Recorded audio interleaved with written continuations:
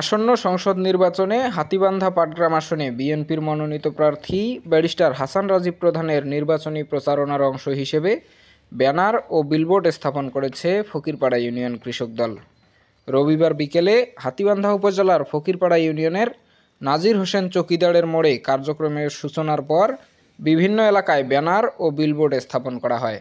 Banner ও billboard স্থাপনের সময় হাতীবান্ধা উপজেলা কৃষক দলের সিনিয়র যুগ্ম আহ্বায়ক রশিদুল ইসলাম, উপজেলা যুবদলের সাবেক সভাপতি শামীম রেজা, সদস্য সচিব রেজাউল করিম রাজা, ফকিরপাড়া ইউনিয়ন বিএনপির সদস্য সচিব হুমায়ুন কবির খন্দকার মতি, ফকিরপাড়া ইউনিয়ন কৃষক দলের আহ্বায়ক মমিনুর ইসলাম মমিন, সদস্য সচিব আজিজুল ইসলাম, সাংগঠনিক সম্পাদক সোহেল রানা, সহসভাপতি হামিদুল ইসলাম সহ সংগঠনের অন্যান্য সদস্য উপস্থিত ছিলেন।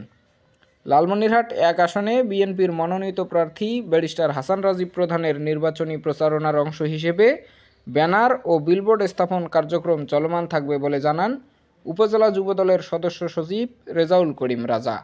এই ফকিরপাড়া ইউনিয়নের আজকে আমরা এই ব্যানার ফেস্টিভ্যাল যে কর্মসূচিগুলো আছে তারই একটি অংশ হিসেবে আজকে আমরা এখানে একটা ব্যানার উত্তোলন করলাম। এই ধারাবাহিকতা বা এই ফকিরপাড়া ইউনিয়নের প্রত্যেকটি স্পটে আমরা যাব এবং এখানে সাধারণ মানুষের যে পারসেপশন, সাধারণ মানুষের সাথে যে আমাদের যোগাযোগ, সাধারণ মানুষের সাথে যে কথাবার্তা এবং সাধারণ মানুষের যে বচনভঙ্গি, সেগুলো দেখে বডি ল্যাঙ্গুয়েজ সব কিছু দেখে মনে হচ্ছে ইনশাল্লাহ বাংলাদেশ জাতীয়তাবাদী দল তথা ধানের শীষের যে বিজয় সন্নিকট ইনশাল্লাহ।